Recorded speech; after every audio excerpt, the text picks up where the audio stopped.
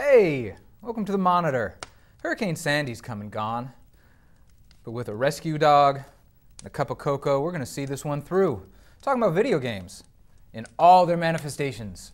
We're going to talk about the game that really kicks off the holiday season of big console releases. We're going to talk about the way you're going to be spending your commute for the foreseeable future. But first, we're going to talk about a movie predicated on the love of retro video games, and that, of course, is Disney's WreckIt Ralph. It is out this weekend. My name's WreckIt Ralph. I'm gonna wreck it! With Disney and Pixar kind of joining forces, what's nice is that the rising tide lifts all boats. But over the past decade or so, Pixar movies have always been the kind of coin of the realm. These have been the animated movies that everybody loves, everybody goes sees, are critically acclaimed, and make what is referred to in Variety as boffo box office. However, since Tangled, which came out in 2010, Disney has been upping its talent internally and upping its projects, and WreckIt Ralph is really the first of these to bear fruit. Rich Moore, who directed it, is a lover of video games, and that love really shines through in this tale of a video game character who doesn't like his job.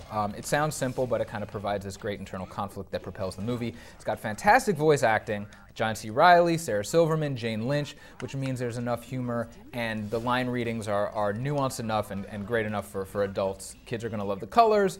Adults are also going to love the colors. Adults are going to love the old school video game references in a way that kids might not pick up. There's plenty of Easter eggs, but those video game Easter eggs don't overwhelm the movie. It is, at its core, just a story of people, but it's overlaid with this fantastic sense of nostalgia. And Disney has a few really incredible projects planned in coming years, and their resurgence kind of begins now, and that's with WreckIt Ralph. So if you want to see a hint of what's going to be coming from the Mouse House, you're going to want to see WreckIt Ralph, and even if you don't care, you're going to want to see WreckIt Ralph anyway. Trust me on this one, it's great. So check that out this weekend. But let's talk about real video games. Okay, thank you. Now, because the fourth quarter of the year is upon us, the video game onslaught has begun. The lead up to the holidays means that all the developers and publishers are rolling out their really high-profile, quote, AAA console releases, and the first of the season, well, if you don't count Borderlands 2, the first of the season, Assassin's Creed 3 hit stores and digital download this week. It is the fifth Assassin's Creed game, even though it is Assassin's Creed 3, because the previous two games were kind of refresh titles to Assassin's Creed 2. But being 3, there is a much needed total overhaul. You are playing a new assassin in a new time period, specifically the American Revolutionary War, and you are going from England to Boston to New York. It is huge. Not only is it as big as the Renaissance games, Assassin's Creed 2, Revelations, and Brotherhood, but it's somehow even bigger. They've taken cues from a lot of other open world games, and they've made this one really sprawling. There's a lot more stuff you can do. Some people are being oddly nitpicky about this in their reviews, but for my money, I'm back on the franchise. I've fallen out of love, out of even like, after Revelations and Brotherhood. I felt like they were just kind of warmed over rehashes. But Assassin's Creed 3 represents kind of a return to form, the same reasons that I really, really fell in love with Assassin's Creed 2, which was one of my favorite games of the past 5 years. And so Assassin's Creed 3 is a worthy successor. If you're new to the series, it's totally fine. There's kind of a nice orientation video at the beginning of the game to get you up to speed. It means you don't have to go back to Assassin's Creed 2 to learn the glory of the franchise. So that is out this week, and it is only the first of many huge releases to come between now and the end of the year. So if you're feeling killy, pick it up.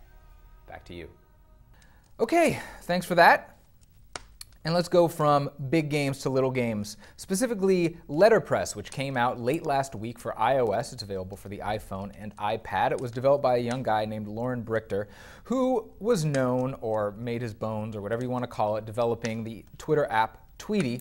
He's turned his attention to word games, which I'm a huge fan of, and I am happy to say that Letterpress has joined the collection on my phone that includes such standouts as Zach Gage's Spell Tower and Welder from Iopa Games. Letterpress is essentially a mashup of Boggle and a territory control game. Basically, you take turns. It's a two-player game only, asynchronous. You take turns forming words on a Boggle-like board, except the letters don't have to be next to each other like they do in Boggle. So for each word you make, those letters that you made become yours. So there's this element of taking control of letters and then defending them with other letters. It's a really minimal interface, and it grabs you fast. It's free to play. But if you want to change the color themes and play more than one game at a time, it's 99 cents. And after I played one game, I immediately upgraded because this is just how I am with these kinds of games. I have a shameful number of these games going. If you're looking for something a little smaller scale, something that's perfect for a commute or for downtime, coffee break, thing like that, it's Letterpress. Definitely Letterpress. But that's it for the monitor this week. I'm going to go catch my breath. I've been speaking for way too long. So on behalf of the sleeping dog Riley and my now lukewarm cup of hot chocolate, I'd like to bid you adieu. Of course, you can always email us at themonitor@wired.com with criticisms, suggestions, and unqualified praise. But until next week, when we'll see you back here, inspirational catchphrase here.